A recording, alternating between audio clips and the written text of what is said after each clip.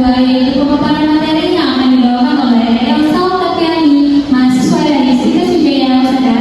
Waktu dan tempat kami persilakan. Baik, terima kasih ya kepada MC yang sudah. Assalamualaikum warahmatullahi wabarakatuh. Waalaikumsalam warahmatullahi wabarakatuh. Selamat pagi adik-adik. Pagi. Bagaimana kabarnya hari ini? Alhamdulillah Kak, baik. Masih pada semangat gak nih? Semangat dong. Wah, keren banget ya semangatnya sampai ke depan loh. Ada yang tahu gak? Aku siapa? Enggak, soalnya kan baru pertama kali lihat Kakak. Oke, ada sebuah pepatah mengatakan tak kenal maka Kak saya. ta'aruf. Ta'aruf ya. Kita perkenalan terlebih dahulu ya. Perkenalkan, saya Elsa Okasiani, mahasiswa dari Situs Akademi Wijaya Usada. Di sini saya akan memaparkan materi. Ada yang tahu gak materinya tentang apa? Enggak tahu. Oke adik-adik, di sini saya akan memaparkan materi mengenai kesehatan reproduksi remaja. Ada yang tahu nggak kesehatan reproduksi remaja itu apa? Enggak. Oke, di sini saya jelaskan ya. Kesehatan reproduksi remaja adalah keadaan sehat secara fisik, mental, dan sosial dalam semua hal yang berkaitan dengan sistem fungsi dan proses reproduksi. Menurut WHO, remaja adalah individu yang berusia 10 sampai 19 tahun, yaitu masa peralihan dari remaja, dari anak-anak menuju ke dewasa, yang ditandai dengan perubahan biologis, psikologis, dan sosial. Contohnya ya, anak-anak Gen Z ini harus dikasih contoh biar paham biasanya ya. Ya. Contohnya itu misalnya seorang remaja berusia 13 tahun itu mulai mengalami menstruasi pertama. Nah, di situ remaja itu memerlukan pemahaman tentang bagaimana caranya menjaga kebersihan di area kewanitaannya serta dukungan emosional agar tidak merasa cemas terhadap perubahan tubuhnya. Selanjutnya, apa sih tujuan dari kesehatan reproduksi remaja ini? Ada yang tahu gak? Masa gak tahu? Oke, tujuan dari kesehatan reproduksi remaja ini yaitu yang pertama, membantu remaja memahami perubahan tubuh dan emosinya. Nah, contohnya dengan adanya menstruasi, kita sebagai remaja itu akan meningkatkan pemahaman kita mengenai bagaimana caranya menjaga kebersihan area kewanitaan kita. Selanjutnya yaitu membentuk sikap dan perilaku yang bertanggung jawab. Kita sudah remaja itu harus bertanggung jawab dengan sikap dan perilaku yang sudah kita lakukan. Lalu selanjutnya mencegah masalah seperti kehamilan dini, IMS, dan HIV/AIDS ya. Ini dengan adanya penyuluhan kesehatan reproduksi remaja ini bertujuan untuk mencegah masalah seperti kehamilan dini. Banyak ya teman-teman sekarang di Indonesia itu remaja yang masih, bahkan ada yang baru lulus SD itu sudah hamil di luar nikah ya teman-teman. Nauzubillah ini. Jangan sampai kita hamil di luar nikah ya teman-teman. Jadi tujuan dari kesehatan reproduksi remaja ini untuk mencegah kehamilan dini dan lain sebagainya. Selanjutnya yaitu perubahan pada masa remaja. Yang pertama itu ada perubahan fisik. Pada remaja wanita biasanya ditandai dengan apa adik-adik? Menstruasi. Kalau pada laki-laki ditandai dengan apa? Mimpi basah. Wah, betul sekali ya. Nah, betul ya teman-teman, pada remaja perempuan itu ditandai dengan menstruasi dan remaja laki-laki itu ditandai dengan mimpi basah. Nah, selanjutnya yaitu ada perubahan psikologis di mana terjadinya perubahan emosi, rasa ingin tahu, serta dorongan untuk diakui. Remaja juga mulai tertarik loh pada lawan jenis. Pasti kalian udah pernah punya pacar kan? Ngaku deh, ya kan?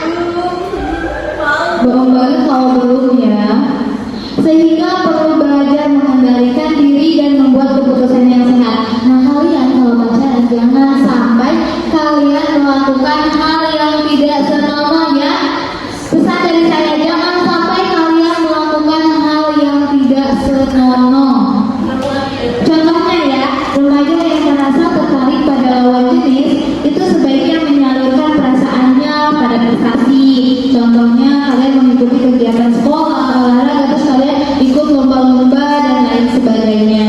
Selanjutnya yaitu ada aspek sosial, pengaruh dengan sebaya, media sosial dan lingkungan. Nah, remaja itu mulai aktif bergaul dan berpengaruh lingkungan ya, termasuk media sosial.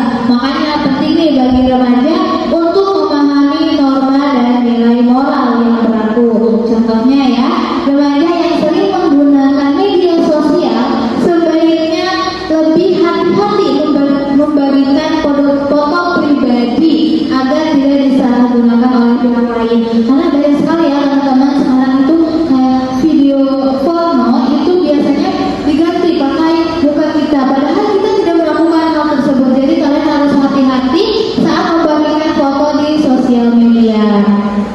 Selanjutnya ada masalah nih yang sering terjadi. Yang pertama itu adanya kurangnya pengetahuan tentang reproduksi.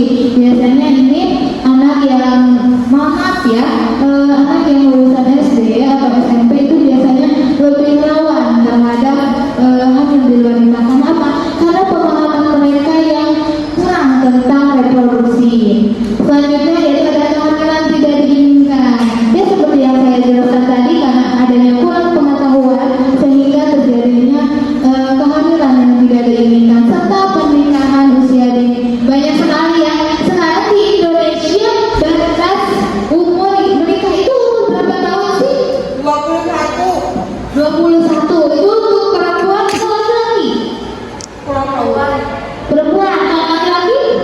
Gak tahu. Oh, nggak tahu. Ya, tidak jauh dari 20 ke atas ya, teman-teman. Nah, di Indonesia ini banyak sekali pernikahan usia dini. Ini juga salah satu penyebabnya kurangnya pengetahuan mengenai reproduksi. Padahal ya teman-teman, menikah usia dini itu biasanya kalau hamilnya itu sangat dikhawatirkan ya, karena takutnya anak takutnya itu belum dapat menahan secara sempurna. Selanjutnya yaitu ada cara menjaga kesehatan reproduksi. Yang pertama menjaga kebersihan organ intim. Ya jelas ya, kalian harus menjaga kebersihan area kemaluan kalian ya. Dengan cara apa? Mengganti pakaian dalam. Berapa kali sehari kalian? Aku sih 3 kali. 3 kali sehari. Aku 4 kali. Oh, 4 kali ya. Coba nih, astagfirullahaladzim. Gak boleh ya teman-teman. Ya walaupun udah mandi setidaknya kalian gantilah pakaian dalam ya. Jangan sampai kayak gitu ya ampun kalian ya. Selanjutnya yaitu menghindari seks bebas. Jangan sampai ya teman-teman kalian terpengaruh pada seks bebas. Jadi karena kalau misalnya ada teman kalian yang ngajak, anu yuk ke kosan aku yuk. Gak ada siapa-siapa lah di kosan aku, kalian harus berani menolak saya. Astagfirullahaladzim. Masa kamu yang menegur? Menolak ya, jangan menegur. Menolak, tapi gak apa-apa, menolak juga ngasih tahu gak boleh loh. Apalagi kalau kita itu bukan muhrim, gak boleh ya. Ya kan, hati-hati, astagfirullahaladzim. Ya. Oke, selanjutnya yaitu mengkonsumsi makanan bergizi. Kalian makanan udah sehat dulu semua, belum? Siapa yang mau kasih contoh buat contoh? Makanan kalian sehari-hari makanan yang bergizi, coba sebutkan nama ya. Aku Fitria, saya Fitria mau menyebutkan makanan 4 sehat 5 sempurna. Soalnya saya setiap hari makan 4 sehat 5 sempurna. Setiap sarapan saya ada nasinya, ada sayurnya, ada buahnya, terus ada dagingnya, terus minum pasti ya, soalnya takut keselak. Apalagi Bu? Oh iya, maaf ya. Terima kasih ya. Oke, betul. Jangan lupa untuk minum susu juga ya. Minimal 1 gelas 1 hari. Selanjutnya yaitu belajar mengendalikan emosi. Ya pasti kalian harus belajar mengendalikan emosi. Selanjutnya konsultasi ke tenaga kesehatan. Kalau misalnya kalian ada keluhan, ada masalah nih di organ reproduksi kalian bisa langsung datang ke tenaga kesehatan terdekat ya teman-teman.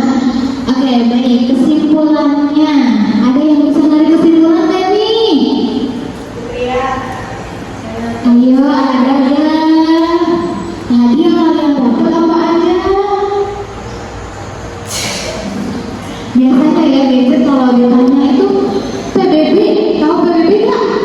Apa bentuk-bentuk? Ya, tahu nggak bentuk-bentuk apa? Astagfirullah.